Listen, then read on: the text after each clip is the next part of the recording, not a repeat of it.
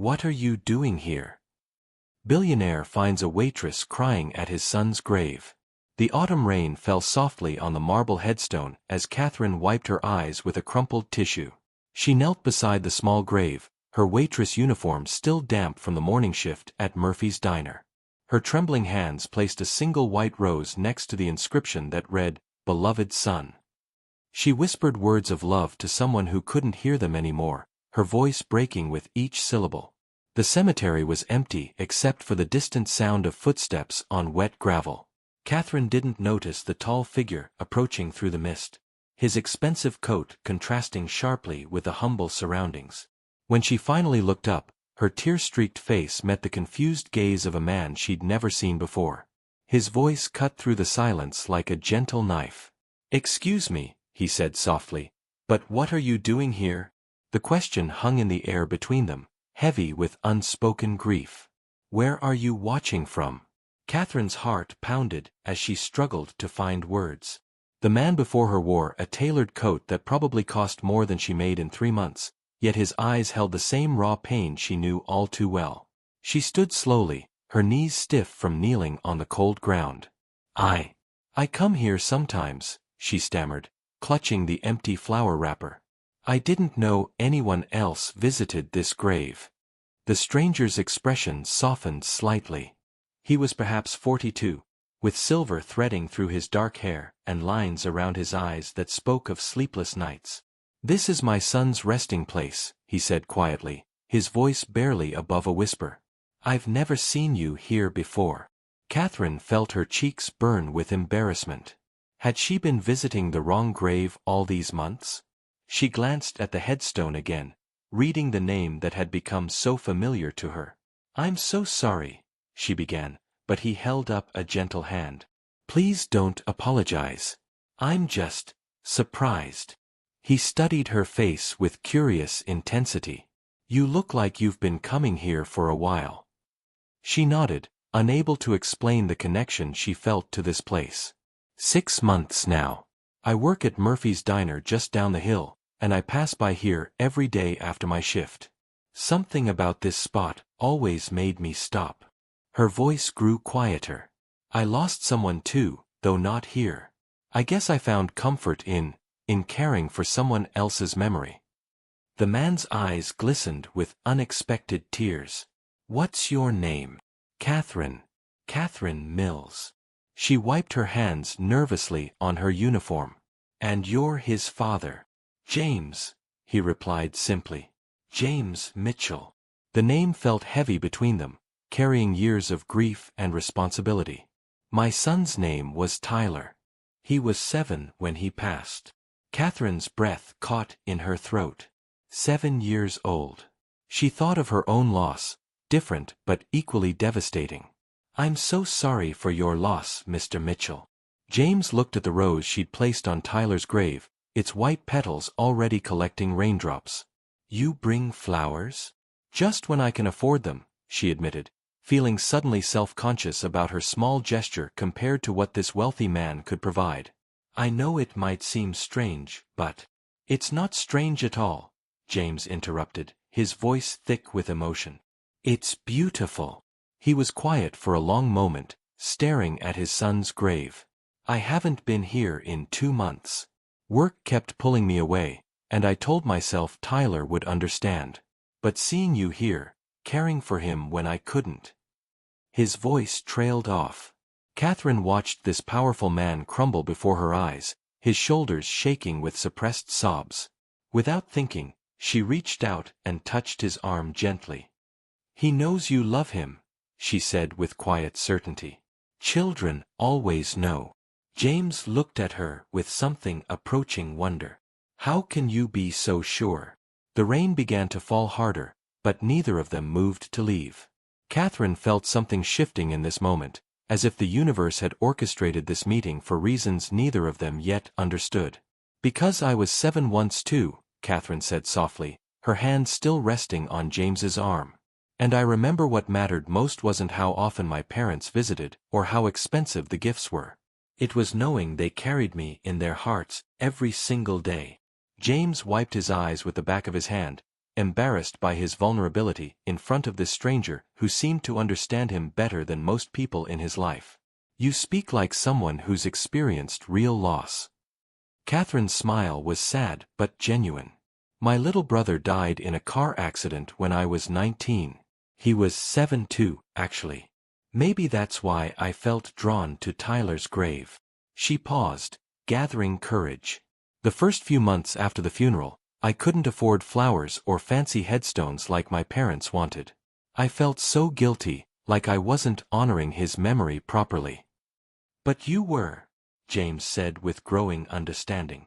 "I learned that love isn't measured in dollars spent or visits tallied," Catherine continued. "It's in the quiet moments when you feel their presence and know they're still part of your story."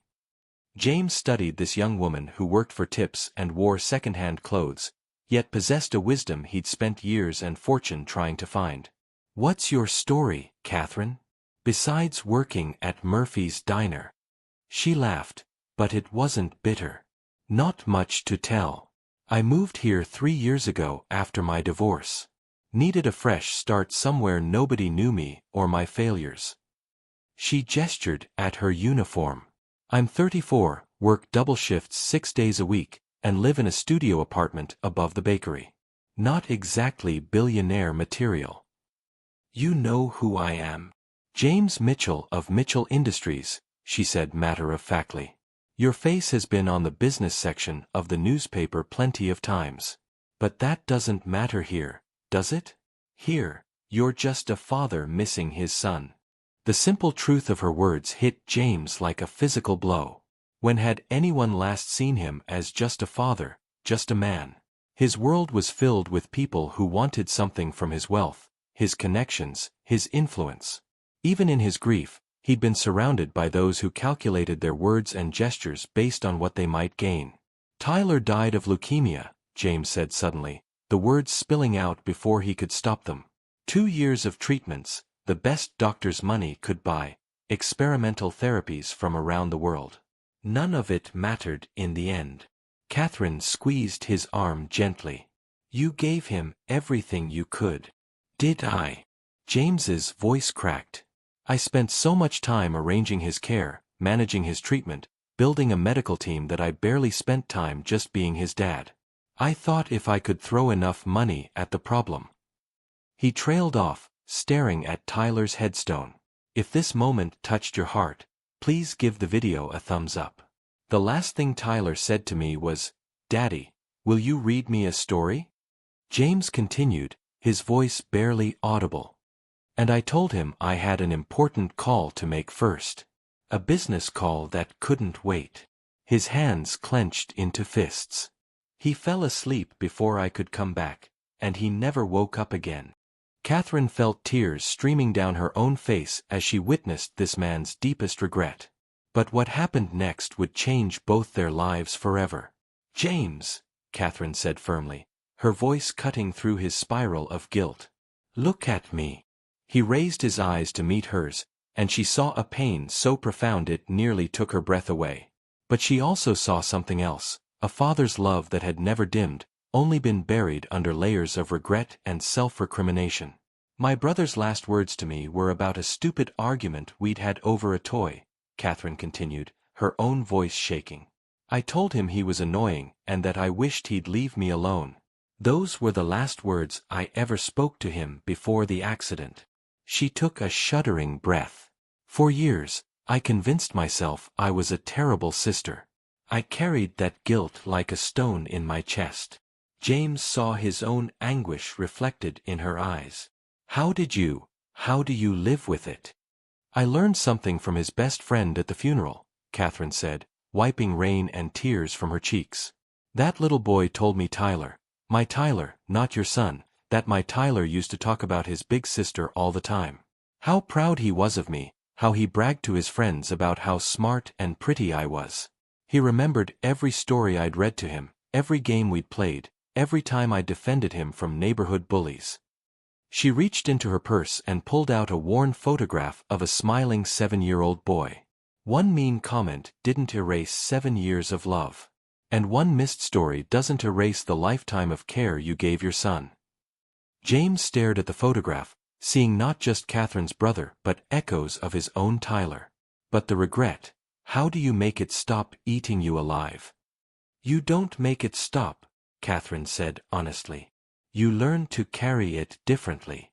You let it remind you to love better, not to love yourself less. She looked at Tyler's grave. I started coming here because I needed to practice loving without regret. Your son became my teacher, even though we never met. James felt something crack open in his chest, a release he hadn't experienced in 2 years. You've been taking care of him. We've been taking care of each other, Catherine corrected gently. Grief has a way of connecting souls across impossible distances. The rain was falling harder now, but neither of them suggested seeking shelter. This moment felt too important to interrupt, too fragile to move. I haven't worked a full day since Tyler died, James admitted suddenly. Everyone thinks I've thrown myself into business to cope, but the truth is I can barely function. My assistant handles most everything while I sit in my office staring out the window, wondering how to keep breathing. Catherine nodded with understanding. Grief isn't a problem to be solved, James. It's love with nowhere to go. The question is, what do we do with all that love? Have you ever faced something like this? Let us know in the comments. As if summoned by her words, a small movement caught their attention. A young mother was walking through the cemetery with a little boy who couldn't have been more than 8 years old. The child broke away from his mother's hand and ran directly toward them, his face bright with innocent curiosity. What he would say next would transform everything. Are you Tyler's daddy? The little boy asked, looking up at James with wide, earnest eyes. My mom and I come here sometimes, and I always wondered who left all those expensive flowers. James knelt down to the child's level, his heart racing. Yes, I'm Tyler's father. What's your name? I'm Peter, the boy said proudly. I'm 8, but I'll be 9 next month. Tyler and I are almost the same age, except he's in heaven now. He said it with the matter-of-fact acceptance that only children possess. The young mother approached, looking embarrassed. I'm so sorry, he just took off. Peter, you can't run up to strangers like that. It's perfectly fine, James assured her, standing slowly. I'm James Mitchell, and this is Catherine. We were just visiting. I'm Stella, the woman replied, recognizing the name but trying not to show it. Peter insisted we stop by today. He says he likes to check on the children's graves to make sure they're not lonely. Peter nodded solemnly. Tyler gets lots of visitors, though. This nice lady comes all the time, and she always brings flowers. And you come too, but not as much lately. He looked at James with the brutal honesty of youth. Were you too busy? James felt his throat tighten, but before he could answer, Catherine knelt beside Peter. Sometimes grown-ups get scared, she explained gently. Your daddy probably missed you so much it hurt to come here. That's silly, Peter declared. If I missed someone, I'd want to be near them all the time. He looked at James with sudden inspiration. You should come with us. We bring cookies for the kids who can't eat them anymore. Mom says it's important to remember everyone. Stella looked mortified. Peter, Mr. Mitchell is probably very busy. Actually, James interrupted, his voice stronger than it had been in months. I think that sounds wonderful. Catherine watched in amazement as James's posture straightened, something shifting in his demeanor. This child's simple wisdom was accomplishing what 2 years of grief counselors hadn't managed. Really? Peter bounced excitedly. Mom makes the best chocolate chip cookies. Tyler would love them, I bet. We could have a picnic. Peter, Stella said gently, it's raining. The boy looked up at the gray sky, as if noticing the weather for the first time. So, we have umbrellas. Rain makes everything grow, even memories. James laughed, actually laughed, for the first time since Tyler's diagnosis. You know what? You're absolutely right. He looked at Catherine. Would you join us? I think Tyler would want all his friends together. Catherine felt tears of joy mixing with the rain on her cheeks. "I'd be honored." As the unlikely group prepared to share cookies in the rain, James realized that healing wasn't about forgetting his pain or erasing his regrets. It was about finding new ways to honor Tyler's memory, new people to share that love with. If you've been enjoying this story, subscribe to our channel for more heartwarming tales.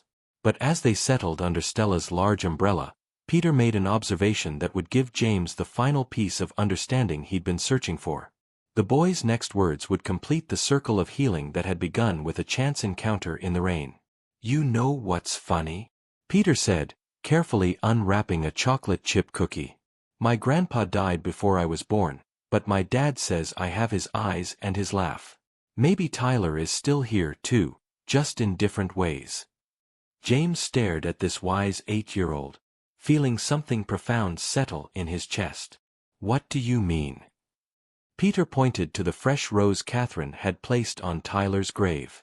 "Well, Tyler never met this nice lady, but she takes care of him anyway. And he never met me, but I brought him cookies. Maybe Tyler is the reason we all found each other today." Stella smiled at her son's insight.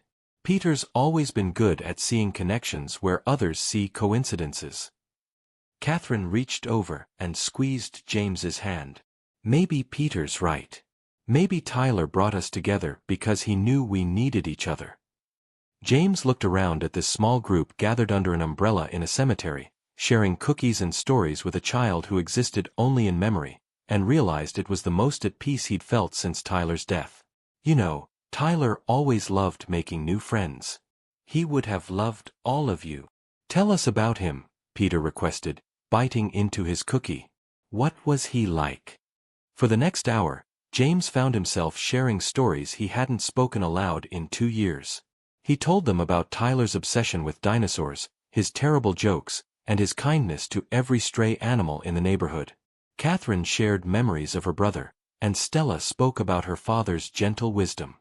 Peter listened with rapt attention, occasionally asking questions or making observations that seemed far beyond his years. As the rain finally stopped and afternoon sunlight broke through the clouds, James realized something remarkable had happened.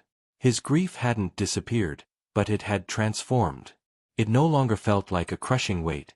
It felt like a bridge connecting him to others who understood loss and love in equal measure. "I have an idea," James said suddenly. "What if we made this a regular thing? Not just the 4 of us, but maybe other people who've lost someone.